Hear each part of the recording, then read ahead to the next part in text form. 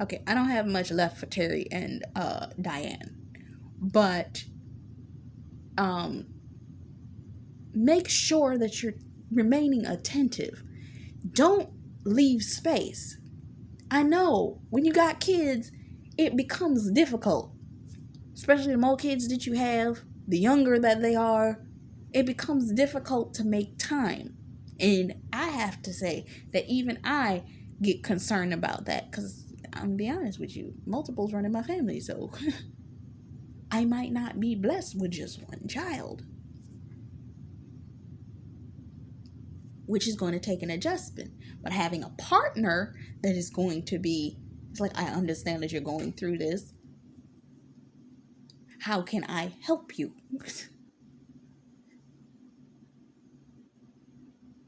And praying that the Lord sends you the right babysitters to cover your children. I pray for the right babysitters, that they are safe and protected. Being a woman of God, you have to be covering your kids and stuff like that. Family, friends, the devil will move through anybody. So you have that you got to worry about. Then you got to cover the house. You got to do all that. You need to have a spouse that's respectful enough that if he knows that you've got the house, the kids, that he's caring enough to be like, okay, I see that she has this. How can I help her find balance? Because when she got balance, I get her attention. I know she needs to come to an understanding of balancing the house, but once she comes to her balance, how do we not lose us in that balance? And this was the issue. There was a point in which us was being lost between the two of them. But if you go through, as we've gone through Terry and Diane's relationship, the eyes for us seem to always get lost between the two of them. They were not allowing themselves to focus on the grounding point, which, as we know, is Jesus in the center of their relationship, that would not have allotted for their relationship to drift left and drift right. They needed to come back to center what was holding the two of them together.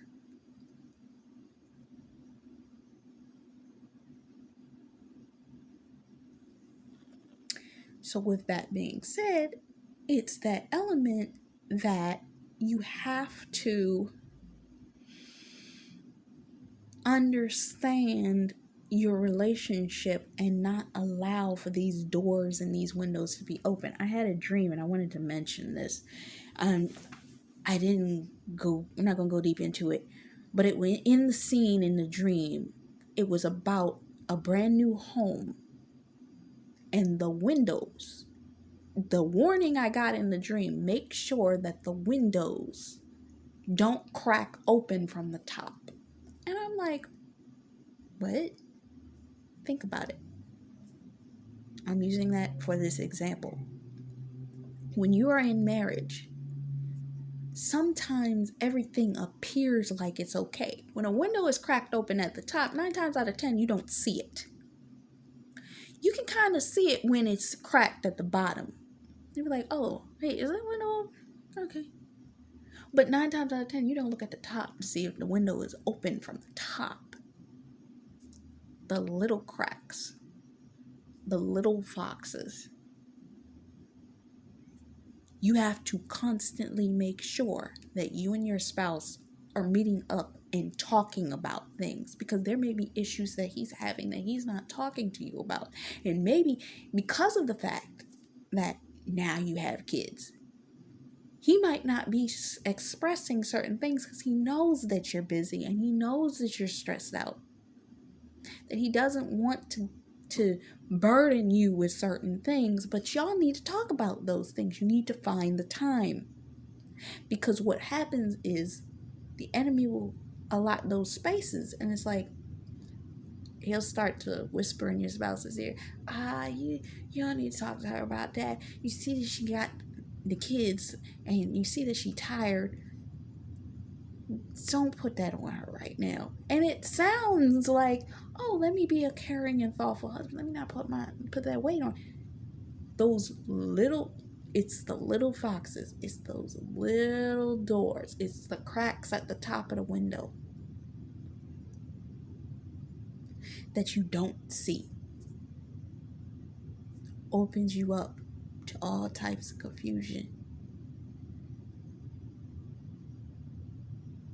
So let's look back at the beginning of this process. How could Terry and Diane not have ended up going through this? Number one, Diane should have sat down with her husband if she was even thinking about tying her tubes and had a conversation with her spouse. And they lay this out and lay the conceptual idea. Maybe he might have said, okay, I don't want you to tie your tubes. Maybe let's just put you on birth control for a season. And then when the timing is right, we will have another child. But I'm willing to at least hear you out, XYZ. Next, him doing a DNA test on their daughter. He said in the film, I did the DNA test because I felt like we only had sex once and then you had her, but then we haven't been able to have sex since. So I have to question what's going on.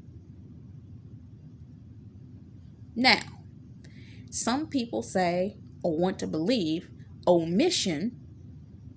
Oh, I shouldn't tell this person this because if I tell this person, it may hurt their feelings, especially if, let's say, you have a strong personality. Your spouse, not to say that your spouse has a weak personality, but it's an element of they're kind, they're sweet, they're emotional, they're what have you, certain things they emotionally deal with. And you don't want to put that on them because you see how they react to certain pieces of information.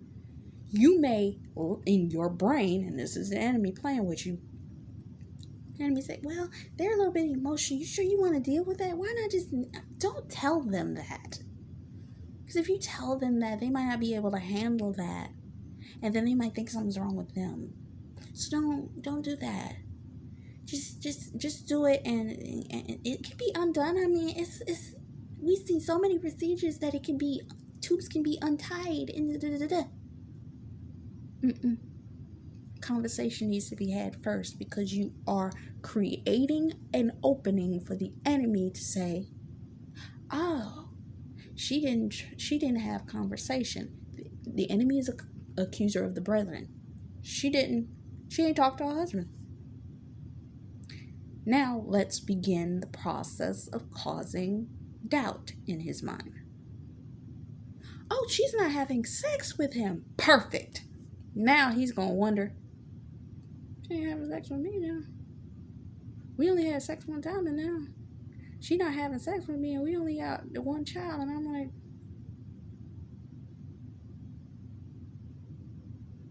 he is a pediatrician. I don't take nothing to do a DNA test on me right quick, just to check. You open the door for doubt. Doubt, confusion. And doubt operates with other spirits in order to bring about certain issues in your relationship. You got to be so careful. You got to be so careful. Careful in your relationship. You understand what I'm saying? So, there's a level of doubt.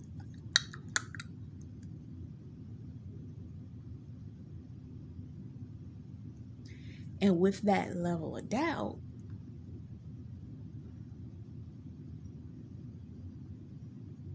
can leave questions.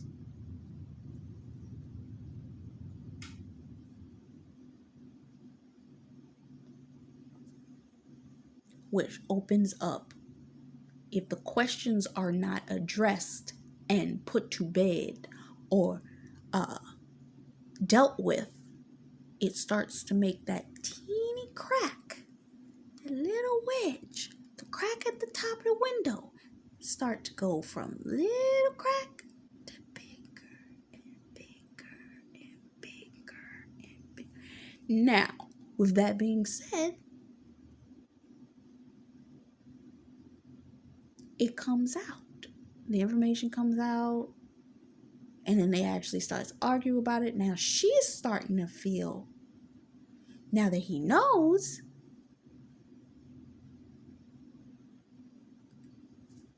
did I potentially open a door for him to maybe want to have an affair? And then she come home that day and sees the secretary sitting there, is like, and this starts the argument, are you sleeping with her? I want her out my house, so on and so forth. Why? Because you let a wedge that was about that small get bigger and bigger and bigger and bigger.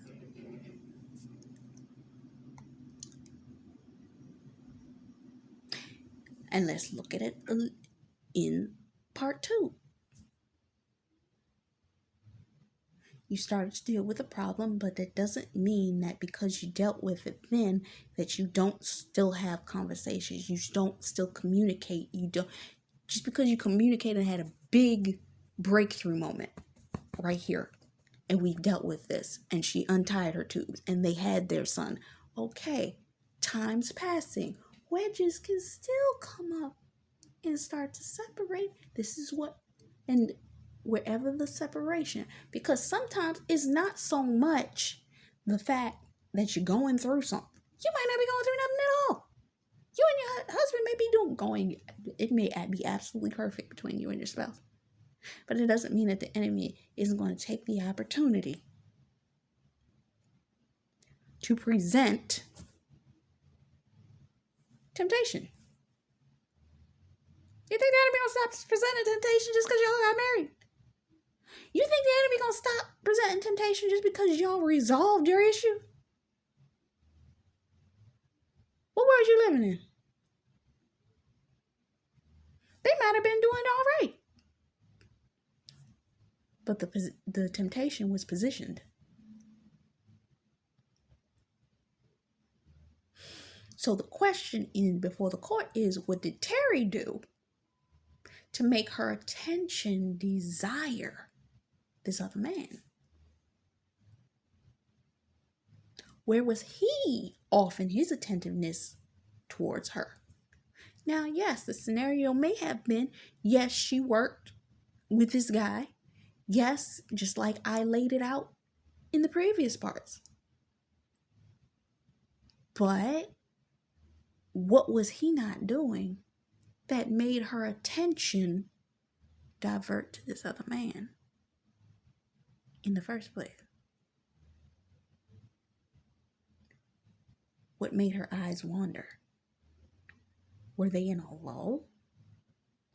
Now remember, the reason that she gave, she said, I wasn't going to do nothing. I mean, it wasn't nothing. We didn't do anything.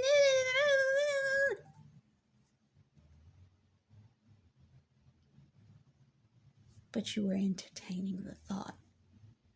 The devil will get you on the technicality of, I'm going to just entertain the thought. I'm not going to do nothing, though.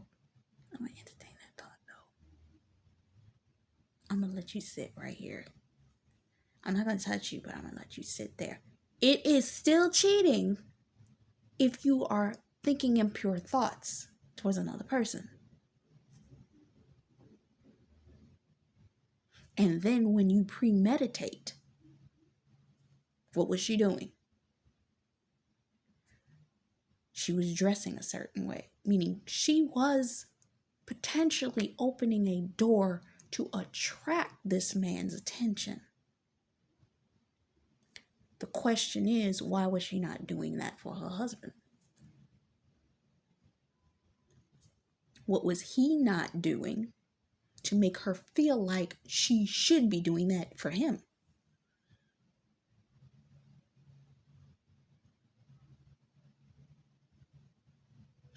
And another question is,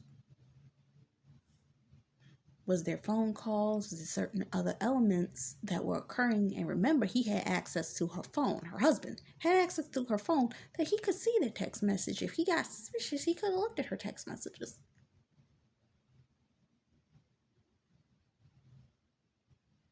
But he seemed to be detective enough to be able to say, on this date you did this, on this date you did this, on this date you did this. You received a phone call XYZ. So the question is XYZ. So evidently she thought that he wasn't paying attention as much as he was, but he was paying attention.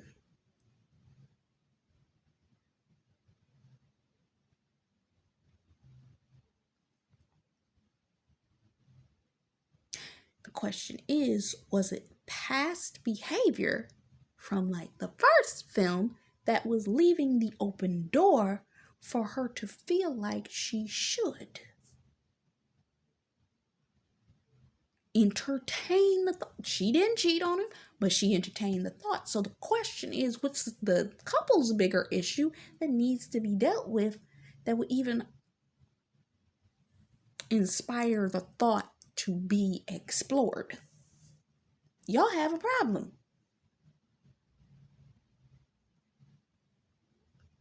You've got a problem. Your spouse should never want to entertain just keeping I'm not going to touch the person, but I'm going to entertain the thought. That should never cross your spouse's mind. Oh, I'm not going to do nothing, but I'm going to keep this person over here. Because I guarantee you, especially with certain women and especially with husbands that have certain career positions, you don't never want the husband to say, I'm going to just keep that person right there. I like to watch. And I know they like to watch too. Because that one that likes to watch has the intent. Oh, he likes watching. I'm going to see how long it takes.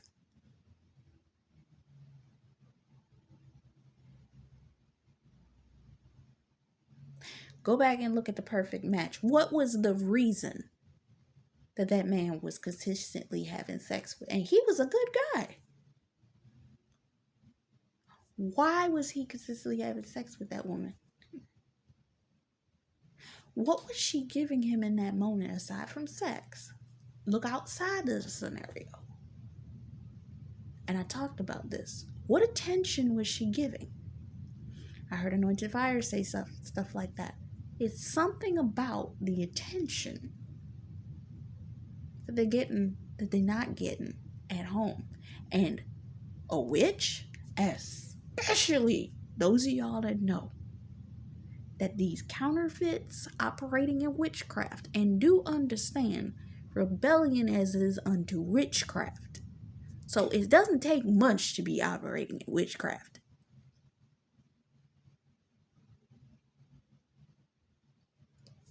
Any door you leave open, the enemy may try to operate in a seducing spirit to pull your husband away from you.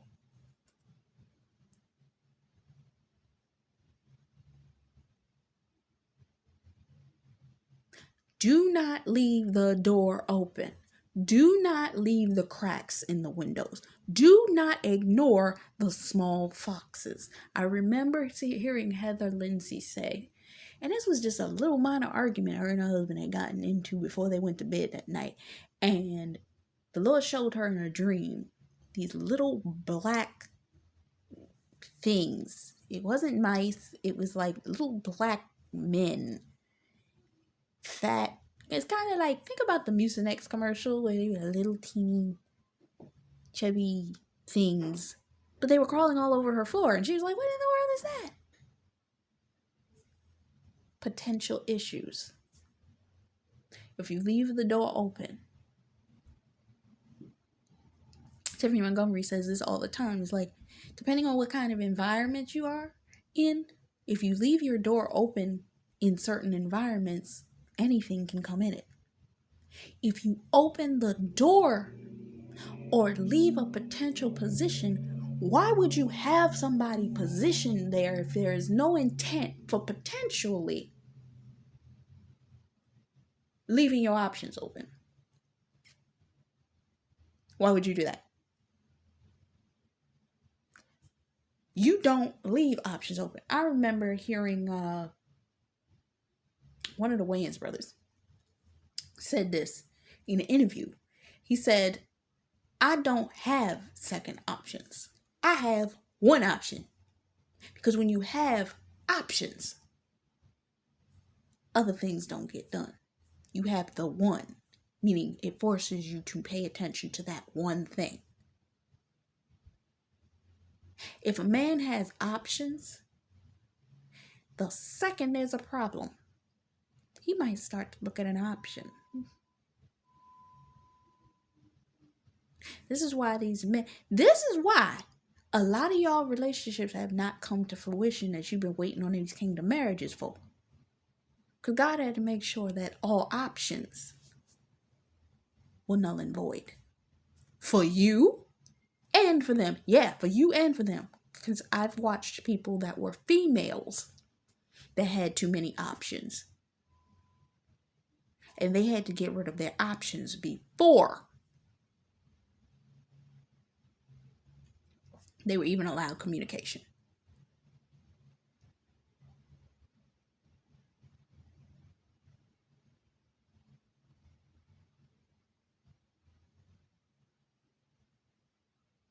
So, I hope this conversation blessed you,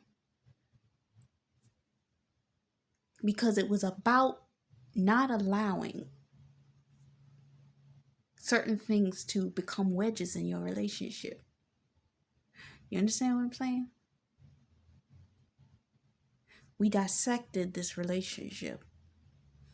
I actually enjoyed having this conversation with you guys, to be honest with you. But this is only just the first couple. We got 3 couples and the transition from one couple's marriage to the other. So there's going to be 4 couples. But I don't think it's going to be that much for Sheila and Troy, because they didn't really have that much. But we'll see. Yeah.